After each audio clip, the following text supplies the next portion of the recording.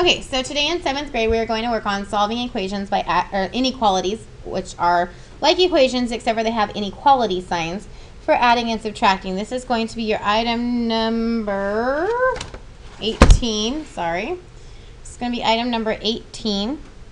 And solving inequalities is similar to solving equations, especially when we're talking about adding and subtracting. There's not much that's different. So let's say we have x plus 7 is less than negative 10. So we'll subtract 7 from both sides, just like we would never regularly, and we get x is less than negative 17. So we're going to take our straight edge or just draw our line. We're going to draw our nice little number line with even hashed or tick marks.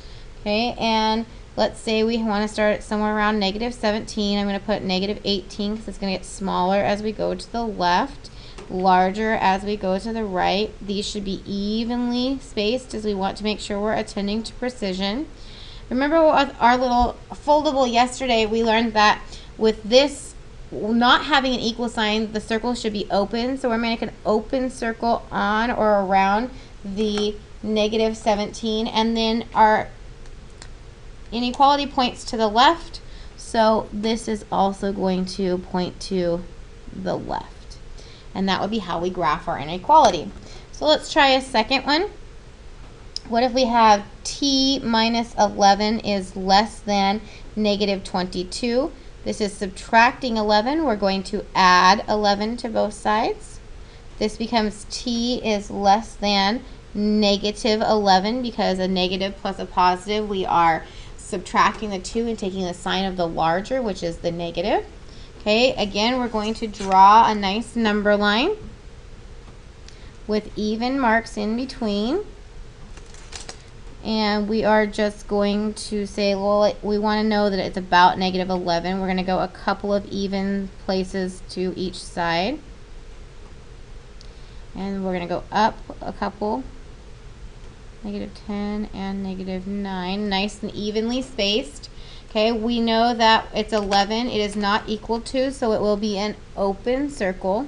And this sign is pointing to the left, so we are going to highlight everything to the left. That's how we graph that one. Okay, let's do one that has a little bit different. Let's try 3. 3, we're going to say s plus 6 is greater than or equal to negative 3. We're going to subtract 6 from both sides, just like we would, and we're going to get s is greater than or equal to negative 9. We have 2 subtraction. We're going to add this together and take the sign of both. We're going to draw our really nice number line.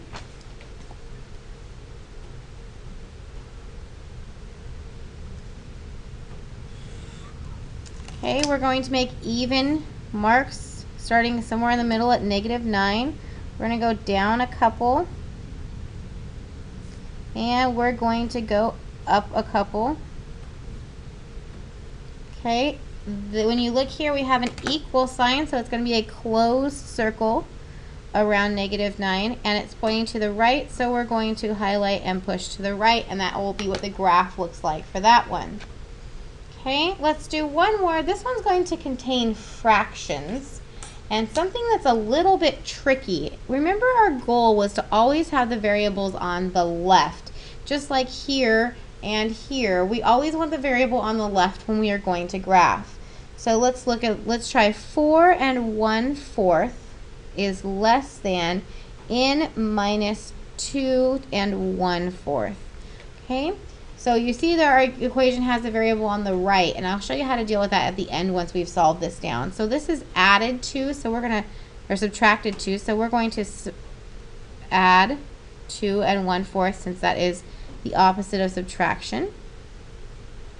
That's going to give us 6 and 2/4 is less than n, and 6 and 2/4 reduces to 6 1/2 is less than n. Now, if you notice here, we have it and it is to the right and we want it to the left. So we're going to flip it over. So we're going to put the n here. We want to maintain the inequality that looks similar.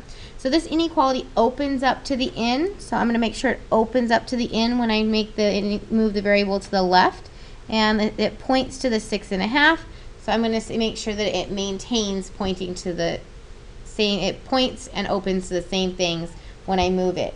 So what I need to remember in that is that if we change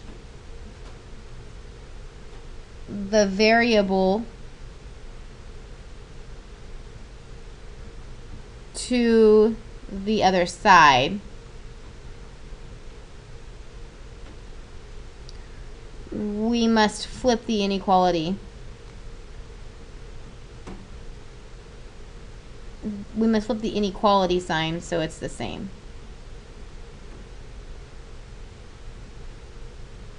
And that's what we did here. Okay? So it opens to both the same things. So now that we have the variable on the left, we're going to go ahead and graph it. I'm going to draw a line which extends in both directions. We're going to start at 6.5. We're going to go up a couple, nice and evenly spaced. I'm going to go up by a whole number, so 1.5 each time, or 1 each time. I'm going to go down by 1 each time, so I have 1 on either side. They're pretty evenly spaced. This is greater than and not equal to, so I'm going to have an open circle, and we can even do it at the top here, an open circle, and then I'm going to do everything pointing it to the right. Okay, so there is another example of how that would work. Okay, most of the time you won't have to flip the variable. Just remember, when you are flipping the variable, you're going to make sure that it opens to the same thing and it points to the same thing. Just as long as it looks the same, it stays open to the same number of variable and stays closed to the same number of variable, you're going to be fine. So go ahead and open up Canvas and try to work on the homework. If you have any questions, let me know. Otherwise, good luck with your homework today.